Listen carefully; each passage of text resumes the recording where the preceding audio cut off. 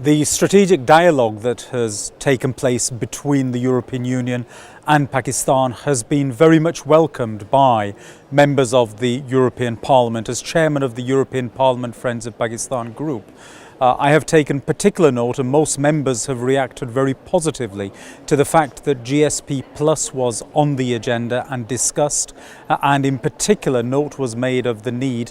for Pakistan to carry on delivering in the way that it has upon what is required for the GSP Plus to continue being a success. Furthermore, I personally am very encouraged to see that Pakistan raised the issue of human rights abuses currently taking place in Indian administered occupied Kashmir, and that the European Union, once again through its High Representative Federica Mogherini,